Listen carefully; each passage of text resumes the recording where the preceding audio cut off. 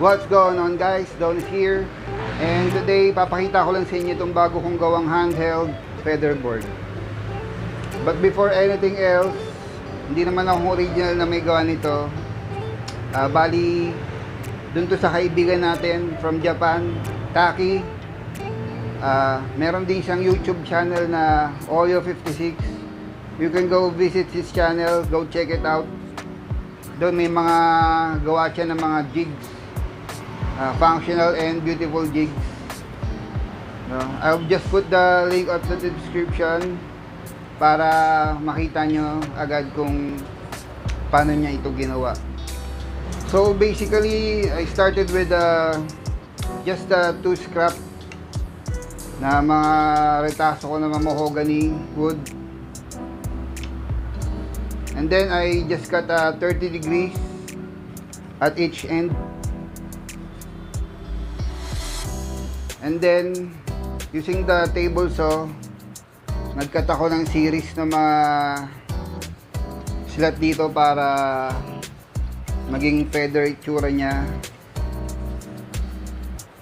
Then after that, pinagdikit ko sila. Then pinin ko lang siya ng dalawang dowels para matibay. Manipis lang kasi ito eh. Bali dinikit ko lang siya hanggang dito para medyo nagpe-flex siya. And then after that, using my spoke shave, kinortehan ko lang tong sides para sa handle niya. And then using the drum sander, yun, niliha ko na yung gilid. Then niliha ko na lahat para komportable siya hawakan.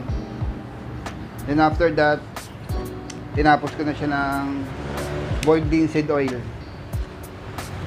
So yun lang, paano ba ito ginagamit? So punta tayo sa table saw.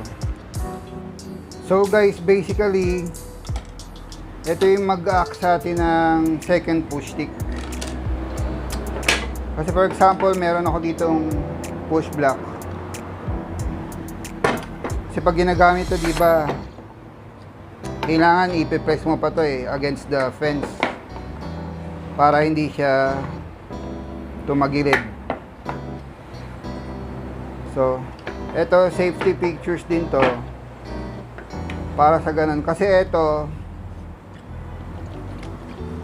mapipress down niya na to, yung kahoy. Then eto, mapipress niya against the fence.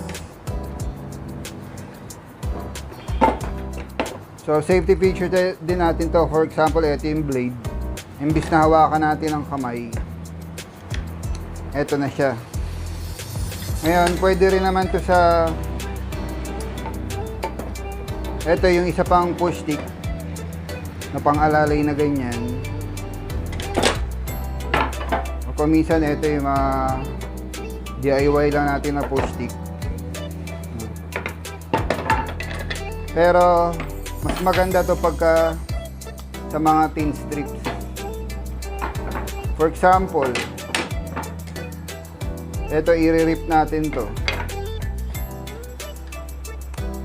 Mas safe gamitin pag ito. Kasi mape-press down niya na, mape-press niya din against the fence. Mas safe to kaysa kamay ang gamit natin. Eto ganyan, pag pinipress to, madire-diretso siya. Pero eto, may iba akong ginawa. Kasi kay Oyo56, kay Tachi, dinagdagan ko lang nito. Kasi ito medyo nakaka-istorbo pagka, for example, manipis. Pag ganyan, hindi mo na pwede itulak dahil nasa way nga ito. Ngayon, dinagdagan ko nito isa para pagka ganyan na, pwede ko siyang baliktarin. Ngayon, hawak pa rin niya tong wood, napupush pa rin niya sa against the fence. Pwede natin itulak na ganyan. Lalo na sa mga thin strips to. For example, ito Kasi mahirap naman tong iganyan eh. No? Usually naman pagka ganito, minsan binabaligtad na ganyan. Pero hindi ako komportable doon. Gusto ko dire-diretso eh. So for example, diba ito tin strips to, manipis i-rip natin yan. No, mahahawakan niya na ng pa-down tsaka against the fence.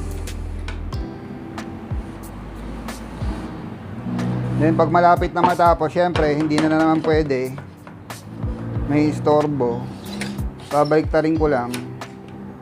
Ito na ang hawak. So matutuloy-tuloy ko siya na matapos. So yun lang basically, itong DIY tools na to is for safety, no? Maganda siya sa table saw. Para sa ganon, malayo yung kamay natin sa blade. Kung tumantamaan ng blade, okay lang.